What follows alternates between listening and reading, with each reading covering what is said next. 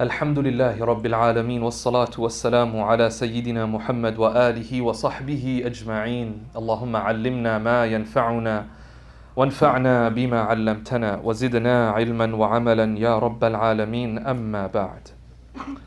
So for the past few Fridays we've been going through Surah Zumar. This is the 39th chapter in the Quran. This is a Meccan chapter, and this chapter deals a lot with the topic of sincerity, being sincere in our worship of Allah Ta'ala. And we've had discussions of worshiping Allah alone. It's a common theme in the Meccan chapters is to focus on worshiping Allah alone. And so the next verse, verse 17, Allah Subhanahu wa Ta'ala says, وَالَّذِينَ اجْتَنَبُوا الطَّاغُوتَ أَنْ يَعْبُدُوهَا وَأَنَابُوا إِلَى اللَّهِ لَهُمُ الْبُشْرَى فَبَشِّرْ عِبَادٍ. Allah Ta'ala says, and those who shun the worship of false gods, turning to Allah alone, will have good news. And so give good news to my servants, O Prophet. At-Taghut, the word being used here is At-Taghut, false gods. Why would someone fall for a false god? I mean, if it's false, shouldn't it be obvious? How is it that a human being whom Allah has given intellect to, who has the cosmos and the universe around them, who has the Quran in front of them, would fall prey to the deception of false gods? How could that happen? Anyone? Yeah. Sorry? Tradition. Tell me more. Everyone around you is doing the same thing. Yes, everyone around you is doing the same thing. And remember, we have to be clear here. When we speak about false gods, we're not necessarily exclusively speaking about idols or something. It could be the false god of powers other than Allah. To believe that other than Allah control the affairs of the world. And this is challenging in a time where it seems like that the nations have gathered against believers. It's a time that we live in as you look around the world and you wonder, is this what the Prophet ﷺ was talking about when he said that a time will come when تَدَاعَتِ الْأُمَمُ, that nations will call one another and support one another in attacking the believers? Is that what we're seeing? And we have moments as believers where our iman can be shaken, where we can begin to question, wait, how is it that I'm a believer, that there are believers around the world, and they're the ones suffering the most, everywhere you look? And you begin to feel like, man, do these people have power? And we may not ever word it like this, but the thought can cross our minds. Do these people have power that kind of stands independent of God? Do you understand what I'm saying here? Like, how is it that they're able to do all of this? And we begin to wonder, like, man, it seems like the believers will never be able to recover. It seems like Allah's deen and the people of God who believe in God, they're the ones who have the lower hand today. And it can seem that way. The believer has to never lose sight of the fact that everything that is occurring under the watchful gaze of Allah. We all have to constantly remind ourselves, Allah is not oblivious to what is happening. He knows perfectly well what is happening. If what we're seeing today surprises us, understand that if you read history, similar if not worse things happened with the Mongols. And the Ummah came back from that. The believers recovered from that. And caliphates were established after that. And so what I'm trying to emphasize here is we cannot fall prey to this belief that there are entities and there are institutions that have power that supersedes God's power. Sometimes the false god that we fall prey to is our circumstances. Where we feel like things are so bad, the circumstances are so terrible, God forbid, wal-iyadhu billah, will say things like, it seems like even God can't save me now. Excuse me? How? Who gave you the circumstance? In the Quran, Allah Ta'ala says, Allahu khaliqu kulli shay. Allah is the creator of everything. That doesn't just mean physical things. He is the creator of ahwal, of circumstances. He is the one who brings about affairs in the world. And He's the one who sends down solutions. There's a hadith where He says, Allah created the disease, but He created the cure. This is our aqeedah. This is meant to be informing the way we look at the world all the time. Allah says you have to shun it though. You have to shun these false gods. What does it mean to shun something? When you shun someone, what does that mean they tried to do? No? Yeah. You ignore it, look away from it. Right. But the idea of shunning something seems to assume that number one, they tried to approach you and then you shunned. Can you shun someone who's not even trying to know you or talk to you? Not really. It's not really considered shunning. Shunning is someone comes and you say no. The word in Arabic is ijtanabu, which is actually to intentionally say what? I will not fall prey to this. No. That's something that believers have to do. Every time you turn on the news, you have to shun the misinformation in front of you. Every single time. And that's why believers have to be careful what you consume and how you look at the world. Can I say something a bit controversial? You might not like it, but think about it. The believer is very careful in what they spread. Be very careful in what you spread. Sometimes, right, there's a difference between raising awareness and spreading despair. What do I mean by that? There's no doubt there's a need to raise awareness about what is happening around the world. But you have to be careful not to spread despair. Do you understand what I mean by that? When all you're seeing every single day is the suffering of believers, don't be surprised if the day comes and your iman feels extremely weak and you question God Himself. Don't be surprised. And you might say, well, Shaykh, what am I supposed to do? I need to share this stuff. Yes, you do. Okay, fine. Share it. But make sure you read equal, if not more, Quran. So that you remind yourself of who's in control of the world. And who's in control of every single affair. Do you understand that? I'm not saying don't spread it. But if that's all you're doing, if that's all you're seeing, that's all you're consuming, don't be surprised when the day you wake up in the morning and you're just frustrated and you're despair. You've begun to despair. You've lost hope. We have a responsibility to filter what we let into our hearts. And not only that, what we share with others that enters their hearts. We have a responsibility. And so be careful of promoting other powers to the point that people believe that these people will get away with what they're doing. Because they'll never get away. We believe in that. We believe Allah is Al-Adl, the All-Just, the one who will bring about justice, if not in this world, on the Day of Judgment. And you have to believe in that.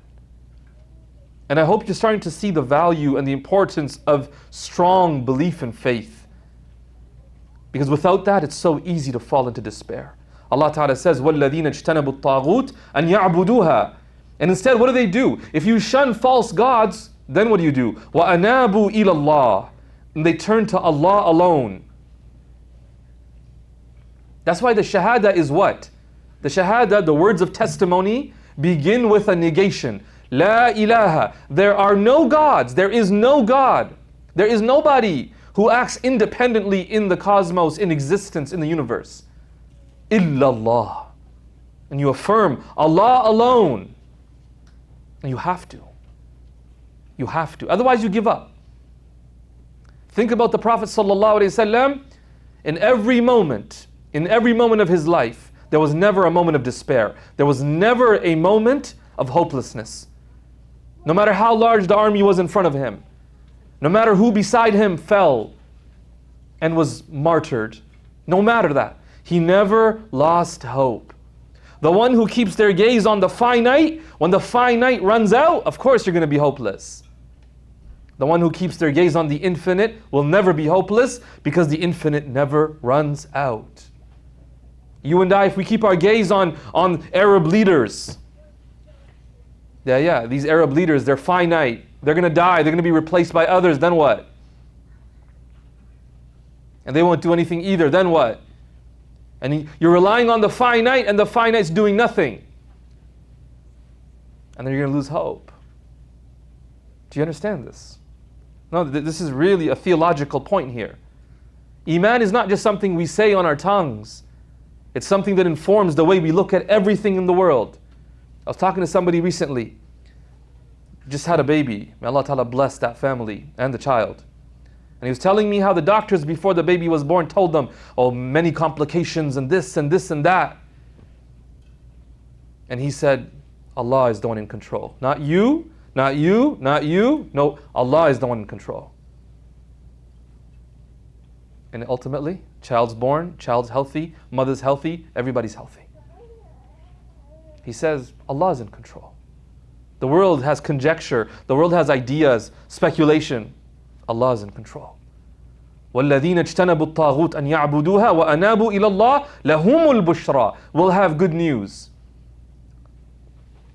They'll have good news not only in the akhirah but even in this world. Even in this world. To know that you'll never have to give up. The believer does not give up. This is key.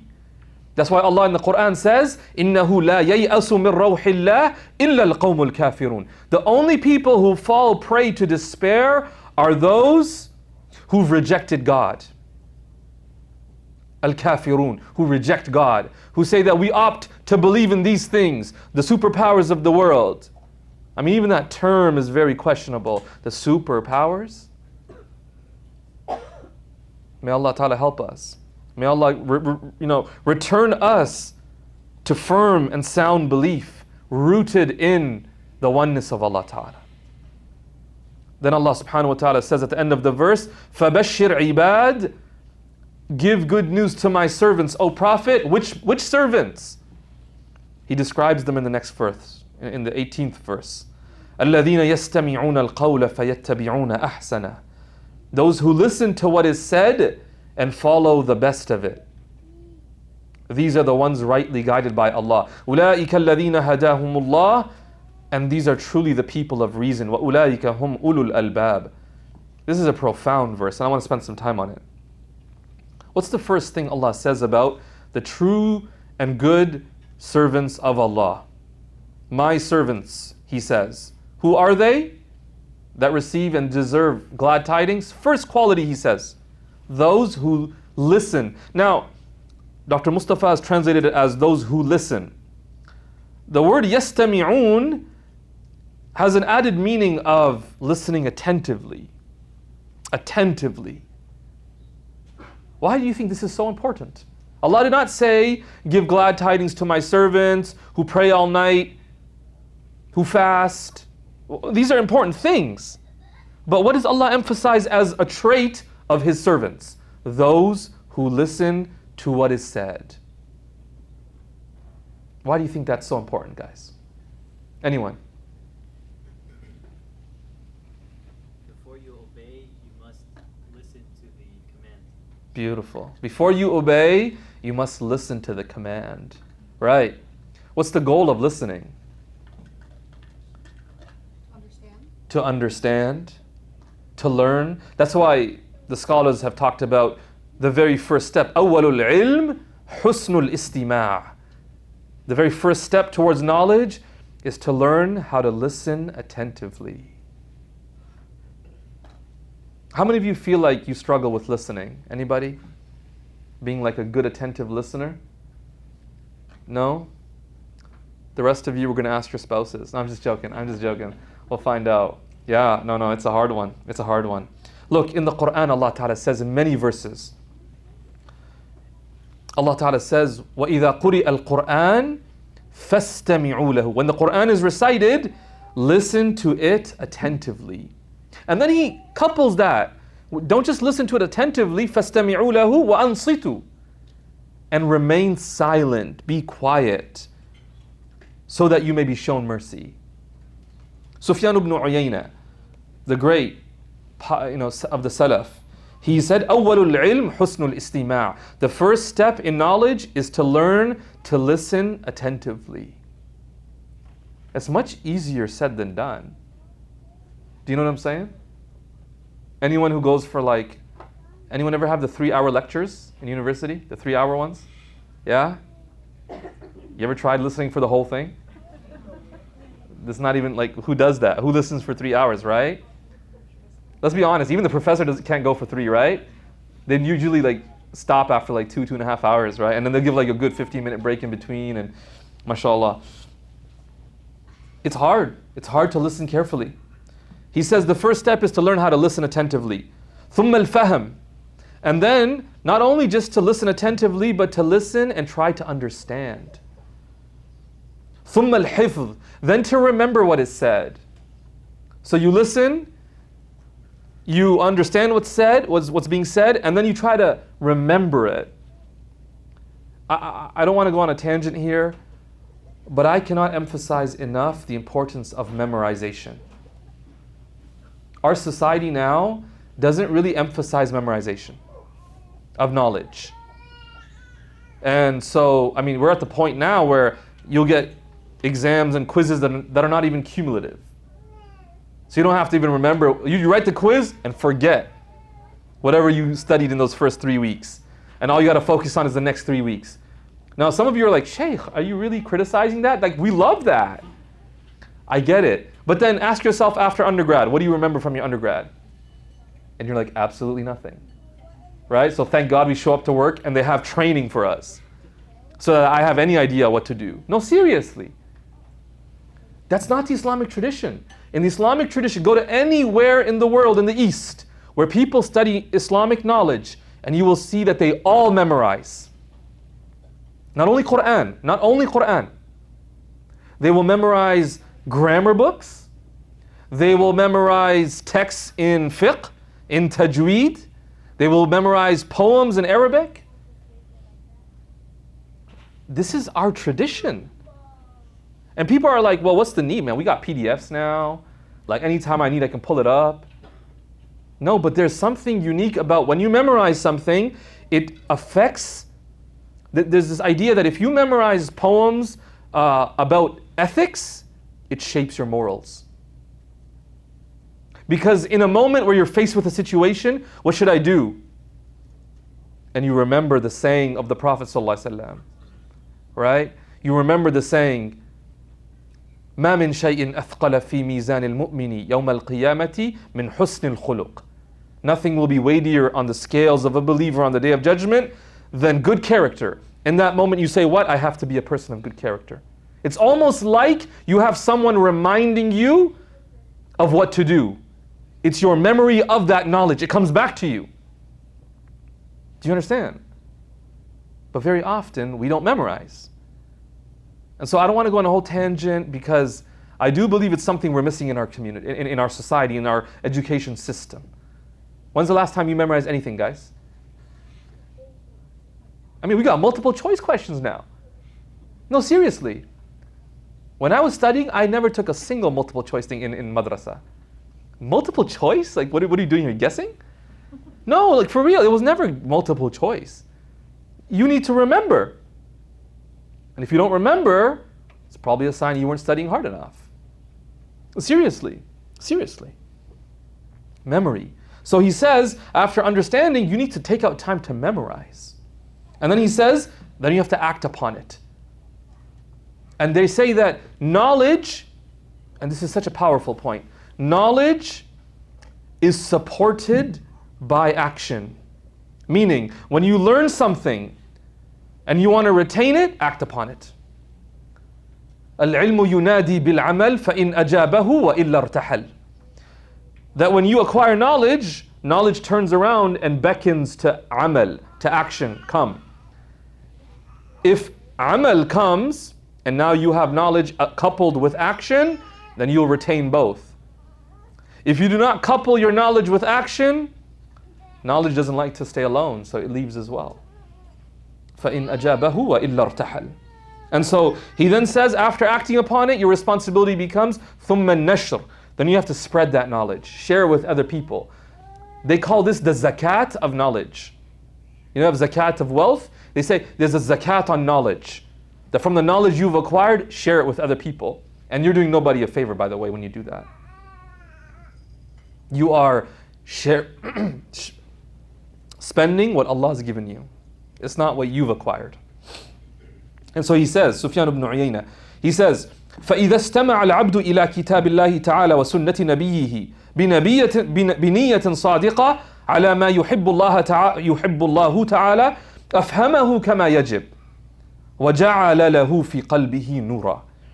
That when a servant listens very attentively to the book of Allah and to the sunnah and to the teachings of the Prophet Muhammad sallallahu alaihi wasallam with a sincere intention in a way that pleases Allah, he says, Allah will make this person understand as they need to understand. But it's predicated on what? Listening attentively. How often do we, and that's one of the problems that we have when we listen to lectures online, isn't it? Is you turn it on, then you put it in the background, you switch tabs, and then you don't know what it said, right? Until the Expedia ad comes on. You're like, oh, the lecture's over. Do y'all get Expedia ads? Does anyone get Expedia ads? I get so many Expedia ads. I'm like, Expedia, leave me alone. I have no idea why I get so many of them. Interesting. Yeah, I think that's trying to say, it's trying to tell me something, right, guys? I gotta travel, guys. I think I gotta travel. I think that's what it's trying to say. Yeah, we totally forget what's being said. Why? Because, you know, Imam Omar Suleiman in the video is not looking at you, making sure you pay attention. Right now, you're like, if I fall asleep, he's gonna see me, and he's savage like that. He'll call me out, right? So you're like, I'm not going to sleep here. No, I'm serious. It's different in person. Everyone knows that, because it forces you to listen and pay attention, and it forces you to make sacrifice, right? How many of you drove more than 20 minutes to come today? Show of hands. May Allah bless you. MashaAllah. How many did you guys drive? 2 hours. 2 hours. Subhanallah. That's wild. May Allah bless you, man. May Allah bless you. 2 hours. There's traffic, huh? Ya Allah. Ya Allah. Subhanallah. After 2 hours, you're not about to like doze off in the talk now, are you? Right? You're going to lock in. Because, man, we drove 2 hours for this. We're going to make sure we maximize it. Seriously. But if it's just 2 minutes turning on a video, it's very easy to not pay attention. And so he says, when a person listens with that attentiveness, and Allah will help them understand, and Allah will create light in their heart. And we'll talk about that later, inshallah. What does that mean? The great companion, the grandson of Sayyidina Rasulullah sallallahu alayhi wasallam, Al-Hasan ibn Ali radiyallahu anhu ma. He says in his advice to his son, Ya bunayya, O my child, إِذَا جَالَسْتَ الْعُلَمَاء, when you sit with people of knowledge, look at this, فَكُنْ عَلَىٰ أَن تَسْمَعَ أَحْرَصَ مِنْكَ عَلَىٰ أَن تَقُولَ. You should have more of an intention to listen than to speak. When you're sitting with people of knowledge, don't be in a hurry to say something. Just stay quiet. That's why the companions, when they would sit with the Prophet ﷺ, he would ask them a question, and if you ever read the question in hadith, it seems very obvious. They would say, Allah and His Messenger know best. Why? Surely they had an answer. But they would say, Allah and His Messenger know best. Why? Because they wanted to know what He had to say. Teach us, O Prophet of Allah. People will teach us when we admit our ignorance. And for some of us, that's one of the hardest things to do. Because we're a society that from day one, we're trained to have an opinion. We're trained to have an opinion. You ever seen that? How many of you have had to write, what's that called? Argumentative essay? What's the term? The essay where you have to defend a position. What's it called? Argumentative? A thesis. No. That's like real advanced stuff. But like, yeah. No, like it's a paper. It's an essay you write where you have to defend your position. Argumentative essay. Right. All of you trying to mislead me here. MashaAllah. Persuasive. Yes. Persuasive essay. You're trying to persuade the reader of your position. Okay. You have to do that from like first year. Have you ever thought about that? What do you know in first year, with all due respect? What do you know? You just came out of high school. You barely knew which program you wanted to go into. And then you were like, whoever accepts me. Right? And suddenly, mashallah, you're sitting there and you're critiquing the opinions of people who have devoted their whole lives to the subject. I still remember in philosophy class, year 1, refute Aristotle. I was like, refute Aristotle? Do you understand Aristotle? Before you start to refute. No, seriously. So it's hard for us to admit ignorance. And so as a result, we're always trying to like answer. He's saying, oh my son, when you sit with people of knowledge, be more concerned with listening than with talking. وتعلم, he says, حسن الاستماع كما تتعلم حسن الصمت. And learn how to listen attentively, just like you learn how to stay quiet. And he says, ولا تقطع على أحد حديثا وإن طال حتى يمسك. And don't ever interrupt anybody when they're speaking, even if they speak for a long time. Wait till they finish speaking to then make your point. Sufyan al-Thawri, he would say that طول الصمت مفتاح العبادة. He would say to stay quiet for a long period of time is the key to worship. Learning to stay quiet. Why is it so important to learn how to stay quiet? Yeah. You pay more attention. Well, why would speaking distract you from attention? You're focused on what you're saying. So when you're not speaking, then you're focused on what's happening. Okay.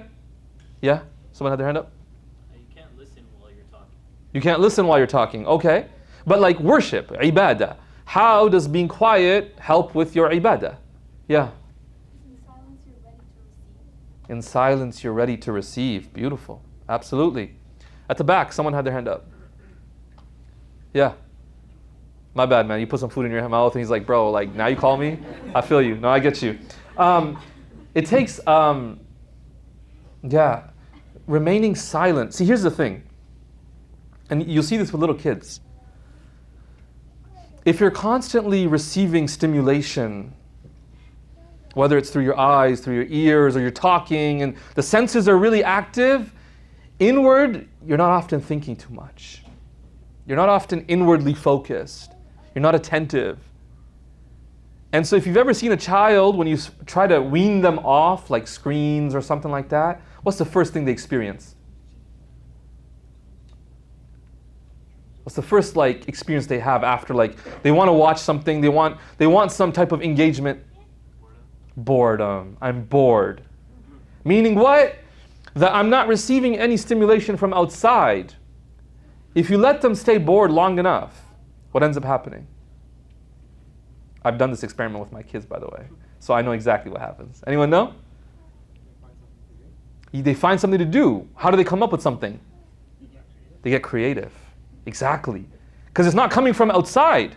So then it comes from within. So they have to start thinking, and they have to start looking around, and like maybe if we put that with that, we could do this, and they start coming up with ideas.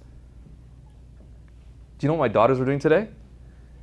They grabbed some branches from like this bush, and they started grinding it with like a big rock. And I was like, what are you guys doing over there? On the front porch. I was like, what are you doing with that? And like, we're making henna. I was like, what? You're making henna? Like, how did you get to that idea?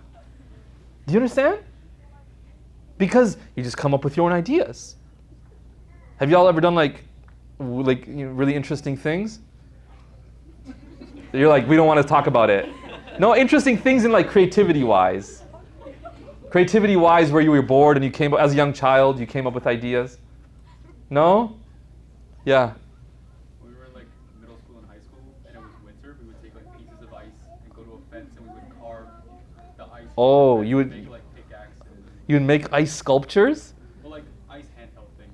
Ice handheld things. You take them and you go to the fence and you'd use the fence to kind of carve it. Grind it out. Subhanallah. This was happening in Brampton? Allah. Brampton, yo. New respect to Brampton, yo. Y'all are creative out there. I mean, there's nothing else to do, right? So there's a boredom, right? I get it. Okay. Bramley Road, mashallah. Yeah. I remember when I was younger, I tried to disprove that you can cook stone. So like Oh, I got to hear this. Yeah, okay. What did you do? 2 gallons of kerosene. My grandma was like mad at me because I just kept like trying. I put like tomatoes inside, onions inside, like Trying to cook a stone. Yeah, it was. I don't know what my thought process was then, but I was just like. There was no thought process. There was none. It was just So I tried to like cook a stone essentially. cook a stone. Okay, creativity. When it goes wrong, it doesn't work. Right. And y'all don't want to share? You're like, Shaykh, we can't do this. We can't be seen in public after we even admit it. Huh? No, mashallah. But you get what I'm saying?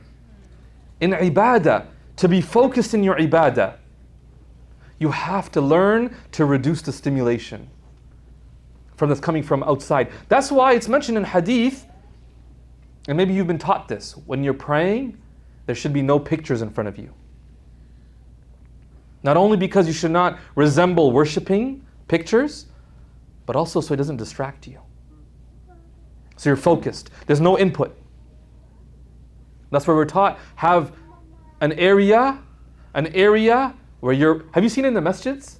Where now, mashallah, a lot of them will shut the TV off during prayer. Like it'll turn black, the screen will go dark during prayer. Like you won't see what's happening. You know what I'm talking, you seen that? To not distract you with like prayer times and like quotes about straighten the rows and stuff. Yeah, so it just turns dark so you don't see what's happening on the screen. You can focus in your prayer. Seriously. He says being quiet is the key to worship. And it's the key to listening. Because like you said, if you're talking, you can't listen. Okay. Allah Ta'ala, when He speaks to the Prophet Moses, Musa alayhi salam, in Surah Taha, He says, وَأَنَا اخْتَرْتُكَ I've chosen you, O Musa, فَاسْتَمِعْ لِمَا يُوحَى And so listen attentively to what is being revealed. What's the lesson here? If Allah has chosen you to hear something of His message, He wants you to listen attentively. And so often this happens. You hear the message that you most desperately need to hear at that moment in life when you need to hear it. And your responsibility becomes to pay attention. How do we listen to Quran? Do we listen to it as this is just Allah speaking? Or do we listen to it as this is Allah speaking to me? As we read verse 18, those who listen to what is said, the first question should be, where do I stand in relation to this verse? Do I know how to listen? Do I pay attention to what's being said? Allah subhanahu wa ta'ala, He mentions in Surah Qaf, when He speaks about the Quran, He says, إِنَّ فِي ذَلِكَ لَذِكْرًا That in the Quran surely is a reminder. For who? لِمَنْ كَانَ لَهُ قَلْبٌ Whoever has a mindful heart, أَوْ أَلْقَى السَّمْعَ وَهُوَ شَهِيدٌ And lends an attentive ear. The Quran is a reminder. But if you're like, Shaykh, I haven't really received the reminder from the Quran, maybe your heart is not mindful when you're reciting it and reading it. Maybe your ear is not attentive when you're listening to it. Communication is always 2 ways. The Quran can speak, but it's not speaking to anybody if you're not listening. Now, what does it mean to listen? What does listening look like? I want to share with you from Imam al-Qurtubi in his tafsir. He quotes from Wahb ibn Munabbih that he said, good attentive listening looks like من أدب الاستماع سكون الجوارح is your limbs are, at rest. You're listening. You're not fidgeting. Have you ever spoken to someone who's fidgeting? It's a little hard, right, to speak? Now, I mean, sometimes, they can't help it, right? They're just, for whatever reason, they might do that. But generally, if someone has no excuse and no reason to, and they're just fidgeting, you start to wonder, like, are you even listening? Sukunul jawarih. He says, ghaddul basar. That's a cultural thing, but he says they lower their gaze. Ghaddul basar, when they're listening. What that would mean is that they're not just going, right, like looking everywhere. Because if you're talking to somebody and they start looking everywhere, what happens? You start looking everywhere. You're like, like, what are you looking at? Right? And so then you can't, okay, where was I? And you lose your train of thought. He says, وَالْإِصْغَى بِالسَّمْعِ. Now you're listening really attentively. وَحُضُورُ الْعَقْلِ. You've engaged your intellect. وَالْعَزْمَ عَلَى الْعَمَلِ. And now you've made an intention that whatever they say, that you're going to take it seriously. And he says, and that is attentive listening that Allah commands us to do in the Quran. Now, Allah Ta'ala says in another chapter, Surah Al-An'am, He says, إِنَّمَا يَسْتَجِيبُ الَّذِينَ يَسْمَعُونَ. Only the attentive will respond to the call. That when Allah calls them, it's only those who are attentive who will listen. There's a difference between hearing the words and listening to the meanings. Right? Hearing is to hear the sound that someone is uttering from their mouth. Listening is the art of understanding the meaning behind those words. And that's where you have to engage at a deep level. How many of you have heard of Stephen Covey's 5 levels of listening? Anybody? Let's talk about them. Because they're kind of related to what we were just talking about from Imam al-Qurtubi. Number 1, he says the first level is ignoring, where you're not listening at all. And sometimes we do that with people, right? Especially children. May Allah forgive us. May Allah forgive me. May Allah forgive all of us, really. Where a child is talking to you and what? And you have no idea what they're saying. Right? You have no idea. Or sometimes, you have somebody who walks up to you and starts talking to you and you're like, yeah. And then you just check out. You're like, yeah, no, yeah. Oh, really? Yeah. And you're thinking like, when's this going to finish? And I need to, ignoring. You're not there. You're not there at all. The second is to pretend listen. To pretend to listen. So that's where you use the right body language, but you're not there. Right? And you ever see when someone's eyes glaze over as you're talking to them? So you're looking in their eyes, and then they kind of just like zone out somewhere, and you're like, wait, are you still here? And they're looking at you. The body language is there. Maybe they even mastered the art of like nodding their head. And you're like, that's terrible. And they're like, all right? You're like, no, you're supposed to go this way, brother. Like, seriously, like pretend listening. Then you have selective listening. So now the person is listening to what you're saying, but they're only listening to the part that they want to hear. And so they're talking to you, you're talking to them, and you're telling them about your really difficult situation that you're in. And somewhere along the way, you mention, so I met this guy, and he's from Turkey. And the guy's like, oh, Turkey! I was there last week. You're like, brother, that's not even the point of my story. I'm talking about like this pain that I have in my heart. And you want to tell me about Istanbul? I don't want to hear about your Istanbul. But they just heard what they wanted to hear, and boom. Selective listening. Then you have attentive listening. What does that mean? Paying attention, and this is the 4th level. Paying attention and listening to everything. So they're not just selectively listening. They're listening, and that's about it. That's attentive. It's not a bad thing per se. But the 5th level he talks about is to listen empathetically. Where you're listening to understand, and so that ultimately you can give an appropriate response. You're not listening with the intention of responding. You're listening with the intention of understanding. And if you understand correctly, then you'll be able to respond appropriately. Do you understand? What one were you doing just now? Which were the 5 levels were you doing just now? I'm just kidding. But you know what I'm saying? No, this is tough. It's actually an art to listen. Because you have to put aside yourself in that moment and really, lock into the person in front of you and pay attention to what they're saying and what they mean. What they mean.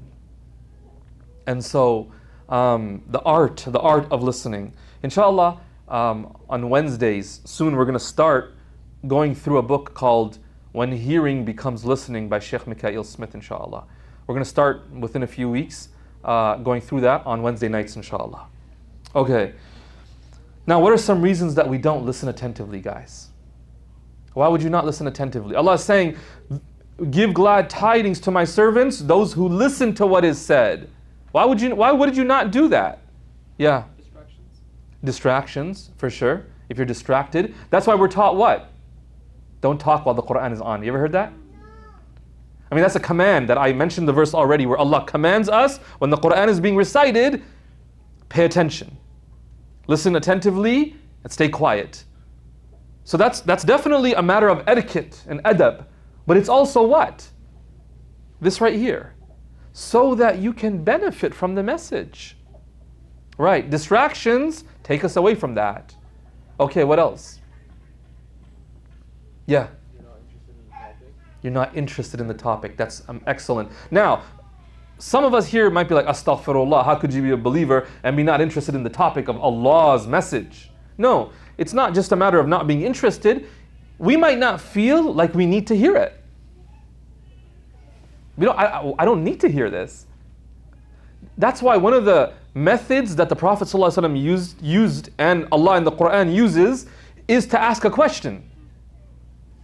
Allah will say, do you know this? Why do we ask questions? I just did it. Like, you saw that? Why do we ask a question when we're going to give the answer? Why not just give the answer right away? It's a teaching method. When you ask the question, you get them to start thinking. And now they're searching for the answer. And when they're searching for the answer, they're feeling a need for the answer. I want to know the answer. There's a need for it. It's called mental Velcro. Mental Velcro is created. And now when they receive the answer, it sticks. It has a place to stick because you've been thinking about it. Does that make sense? And so, yeah, if we don't feel a need for the lesson or for what's being said, like I already know. And that's why it's really hard at a young age to take seriously religion sometimes. Because we really think we got it all figured out. How many of y'all will admit this? Moment of humility here, guys. How many of y'all would admit there was a time in your life you thought you had it all figured out until life came in, masha'Allah. Yeah, how many of y'all?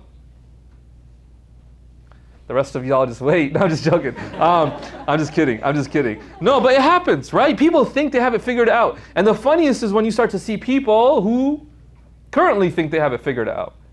And you feel bad for them. You're like, okay, just give it a year. Give it 2 years. You know, just get to university, right? That's all. Graduate, and then we'll see. And then after that we say, have kids, and then you'll see. Right? And so then it's like reach 30, and then you'll see the back pain will kick in. Yeah.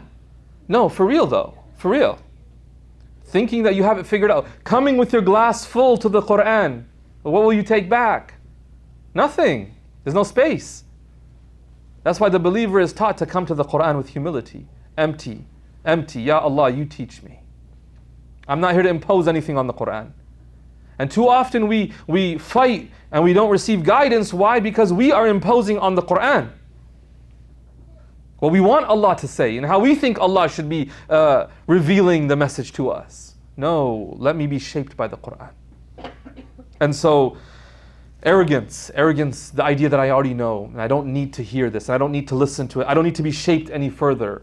I am good the way I am. That's a huge obstacle.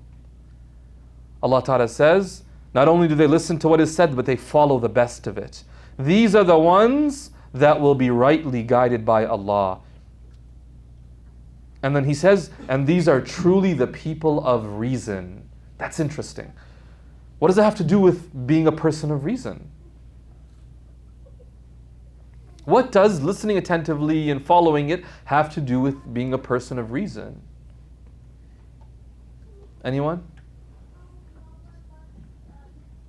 Yeah. Because when you listen to it, and like at a deeper level, you start thinking about like what the person is actually saying, which makes it to put it into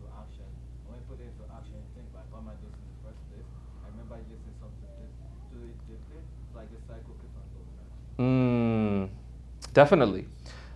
Learning, listening, and then putting it into action, and how that affects your understanding, absolutely.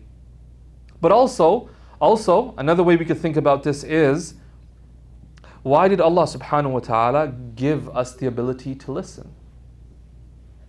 Why do we have the faculty of listening? Yeah. Form thought. To form thought. To listen, ultimately life is a search of truth. And one way to find truth is to listen to those who might be able to tell us about truth. And if you're not doing that, you're not using the faculty for what it's created, well, that's one of the greatest acts of foolishness. Yeah.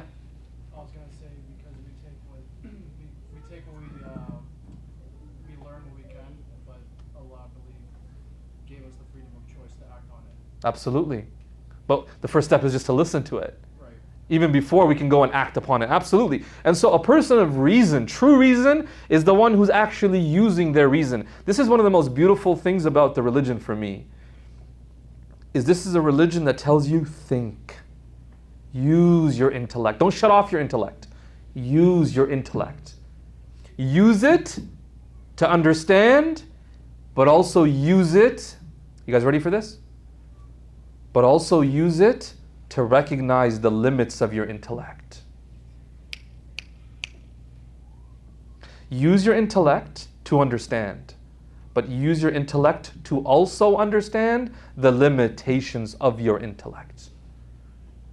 The Quran pushes us to think, to reflect, to contemplate.